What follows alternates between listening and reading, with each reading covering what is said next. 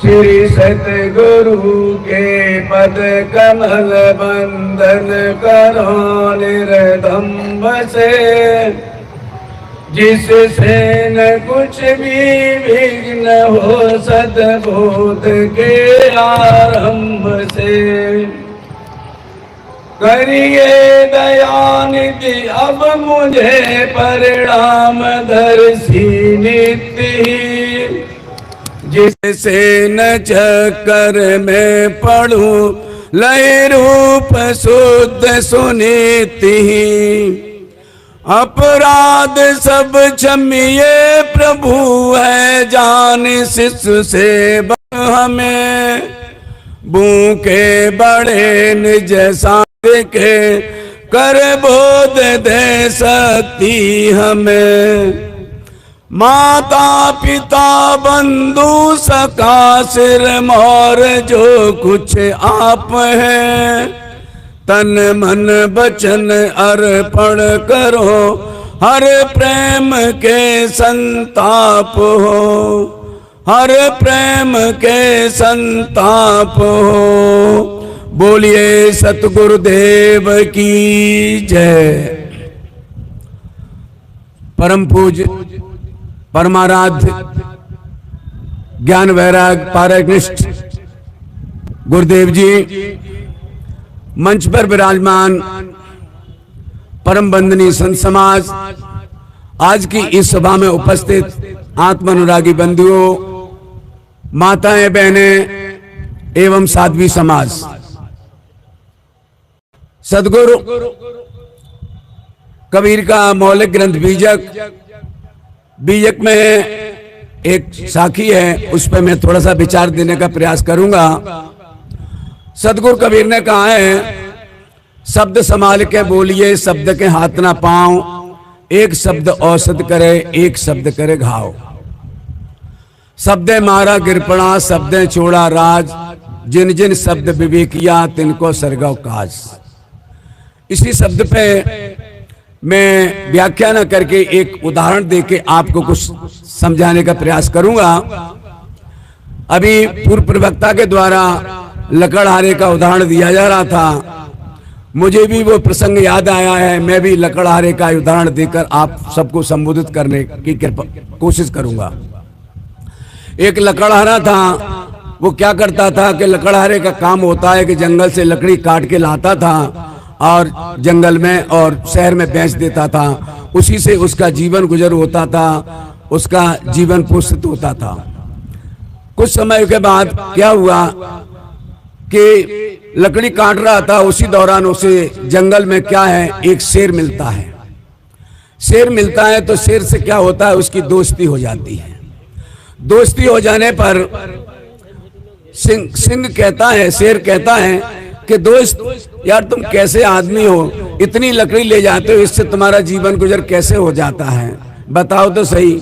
उसने कहा कि भैया क्या करूं, और मेरे पास दूसरा कोई चारा नहीं है, कैसे करूं, बस इसी से अपना बाल बच्चों को पाल पोस लेता हूं, इसी से जीवन गुजर कर लेता हूं।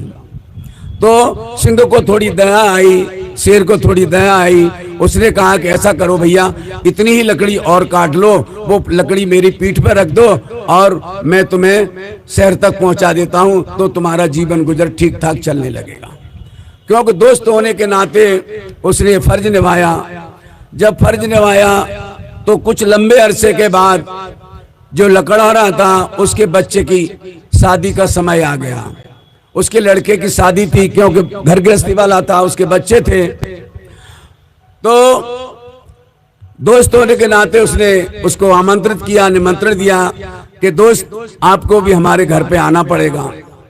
तो सिंह को बड़ा मतलब एक चौंक गया सिंह। उसने कहा कि ये कैसी बात कर रहे हो आप, आपके घर पे मेहमान आएंगे और मैं शेर होते हुए आपके यहाँ, तो कुछ मामला जमेगा ही नहीं, सब लोग भयभीत हो जाएंगे, इसलिए मेरा आना तो नामुमकिन है, मैं ऐसा नहीं करूंगा।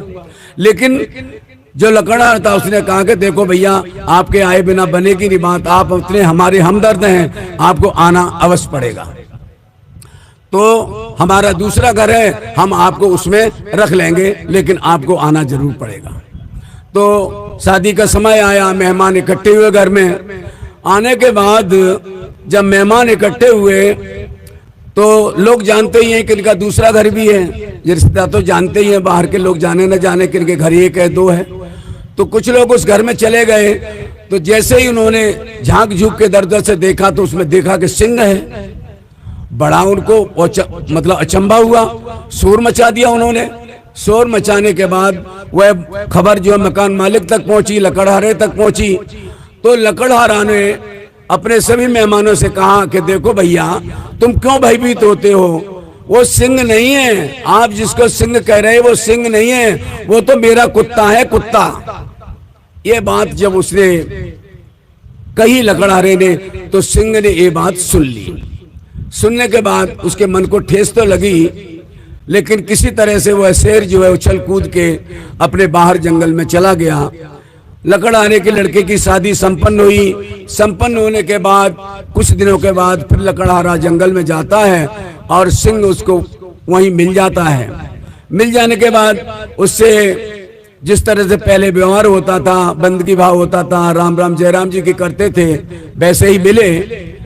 और मिलने के बाद सिंह ने कहा कि देखो भैया, तुम मेरे दोस्त हो ना?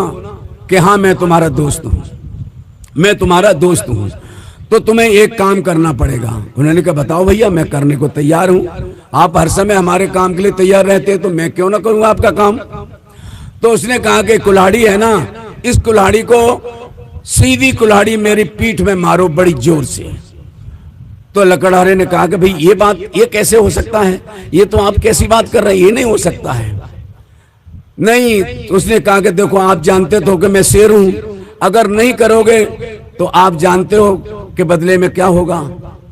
तो उसने क्या किया, वह कुल्हाड़ी जो है उसके पीठ में मारी और सिंह खून से लोहलुहान हो गया और जंगल में चला गया। जंगल में चले जाने के बाद लकड़हारा लकड़ी काटता रहा, बेचता रहा, बेचता रहा, सिंह से मुलाकात नहीं हुई।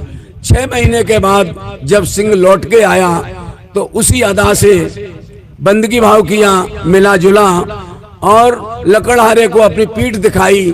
कहा कि भैया, मेरी पीठ देखो, जो आपने कुल्हाड़ी मारी थी, जो आपने कुल्हाड़ी मारी थी, वह कुल्हाड़ी का घाव भर गया है कि नहीं भर गया है। तो लकड़हारे ने कहा कि भैया, कुल्हाड़ी का घाव जो भर तो गया है, लेकिन अभी बाल आने बाकी हैं। ये बात उसने कही। फिर सिंह जवाब देता है कि भैया, जो कुल्हाड़ी मारी थी उसका घाव तो भर गया, लेकिन आपने अपने घर पे अपने मेहमानों के बीच में एक बात मुझसे कही थी कि वो सिंह नहीं है, वो तो मेरा कुत्ता है, कुत्ता, उसका घाव मेरा अभी तक नहीं भरा है। तो कहने का अभिप्राय, इस दृष्टांत का सारांश यही है कि शब्दों के पीछे हमारी क्या होती है, छींचा लेथन होती है, क्योंकि शब्दों का हम सही रूप से चयन नहीं करते हैं। शब्दों को हमें संभाल के बोलना चाहिए। शब्दों में अर्थ भरे होते हैं। एक शब्द औषध का काम करता है, साहिब कबीर कहते हैं, एक शब्द घाव का काम करता है। एक शब्द जो है रोते हुए को हंसा देता है और एक शब्द जो है रोते हुए को, हंसते हुए को रुला देता है। इसी तरह से शब्दों में सही मायने में पूछे जाए तो वैसे शब्द तो बेजान होते हैं, लेकिन जानदार काम करते हैं। मैं इतना ही कहने का मेरा अभिप्राय होता था। सतगुरु श्री रामराज साहिब ने एक साखी कही है, ऐसे न विदिते पारख देही, चितनी दुखे नीक कर लेही, पहले जहां बंधावा हुई, ताहे सराय मिले भल सोई। इस साखी के माध्यम से परम पूज्य सतगुरु श्री रामराज साहिब यही बताना चाहते हैं कि शब्दों को संभाल के बोलना चाहिए। अगर तुम किसी को अपनी बात समझाना चाहते हो तो उसके साथ साथ तुम्हें क्या करना चाहिए, अपनी बातों को इतना ख्याल रखना चाहिए कि सामने वाले व्यक्ति को किसी तरह से उसके दिल को चोट न लग जाए। क्योंकि शब्द, ये साहिब का उसमें है, शब्द संवार के बोलिए, शब्द के हाथ ना पाओ, एक शब्द औषध करे, एक शब्द करे घाव।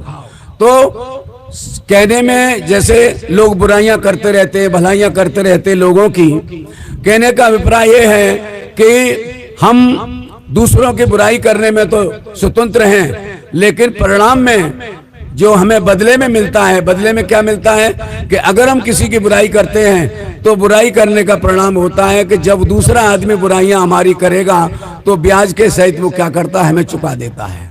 इसीलिए शब्दों को बोलते समय हमें बहुत बड़ा सावधानी का व्यवहार करना चाहिए। और ज्यादा न कुछ कहते हुए मैं अपनी बातों को विराम दूंगा। हमारे इस मंच पर दूर दराज से बहुत वरिष्ठ संत आए हुए हैं, हम उनको भी सुनना चाहेंगे। साहिब जी ने मुझे 10 मिनट दिया, हो सकता है मेरा समय पूरा हुआ होगा। बस ज्यादा न कुछ कहते हुए मैं अपनी बात को विराम दूंगा। आप सबने मेरी बातों को बहुत ध्यानपूर्वक सुना और अपनी शिष्टता और सभ्यता का परिचय देते हुए आपने ये गरिमा बनाई रखी। मैं इसके लिए अपनी तरफ से साधुवाद देता हूँ, धन्यवाद देता हूँ।